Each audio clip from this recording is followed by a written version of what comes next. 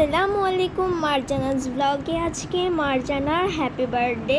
So আজকে 21শে June আমার আম্মুর বার্থডে, মানে মারজানাস ব্লগের মারজানার বার্থডে। সো আজকে ছোটোখাটো একটা আয়োজন করেছি।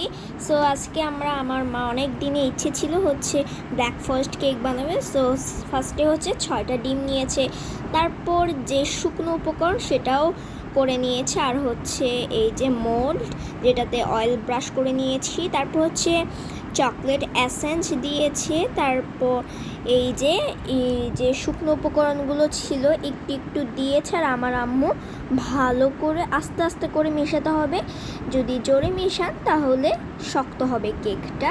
তারপর হচ্ছে এই যে কেকটা ঢেলে নিয়েছে, তারপর এই যে 30 থেকে 40 মিনিট পর আমাদের কেকটা বেক করে নিয়েছি। তারপর হুইপ ক্রিম নিয়েছি দুই কাপ, নেওয়ার পর ভালো করে বিট করে নিব। তারপর এই যে একটা চকলেট বার নিয়েছি, তারপর গ্রেট করে নিয়েছি, আর এই যে কেকগুলোকে হচ্ছে কেটে নিয়েছি। তারপর হচ্ছে সুগার দিয়েছি, সুগার ওয়াটার দেওয়ার পর এই যে হুইপ ক্রিম দিয়ে ভালো করে মিশিয়ে নেব। তারপর যে চকলেটটা ছিল এখানে দিয়ে দেব উপর থেকে ক্রিমে।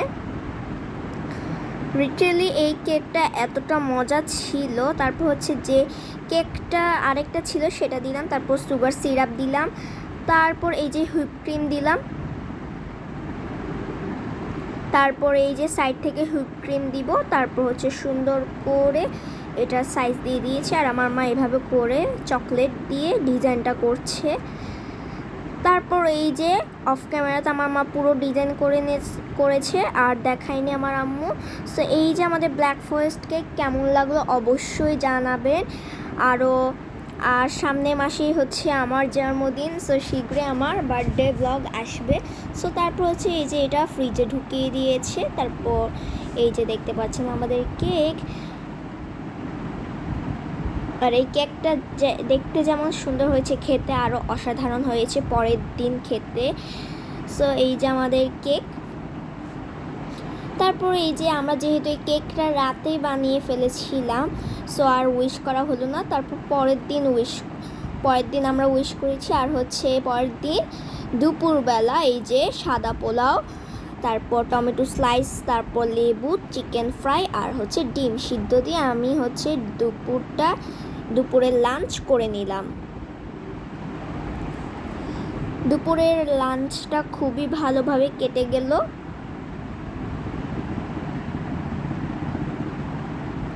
তারপর হচ্ছে বিকেলবেলাতে হচ্ছে আমার মা এই যে পাস্তা বানাবে, এটার জন্য পুরো 1 প্যাকেট পাস্তা নিয়েছে।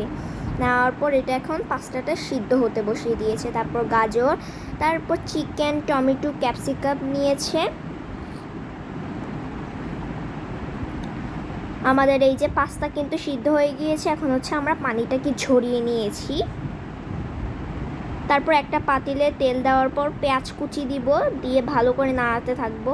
তারপর যেগুলো ছিল চিকেনটা দিয়ে দিব, তারপর হচ্ছে আদা বাটা, রসুন বাটা, তারপর জিরা, ধনিয়া গুঁড়া, মরিচের গুঁড়ো, স্বাদ মতো লবণ দিয়ে ভালো করে মিশাতে থাকবো।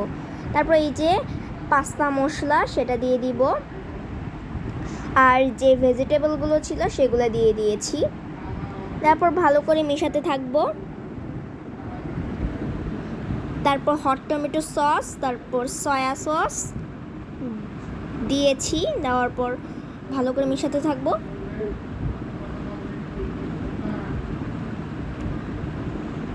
তারপর এই যে আরও 2টি ডিম নিয়েছি, নেওয়ার পর হচ্ছে এই যেভাবে করে নাড়াচাড়া করে নেব।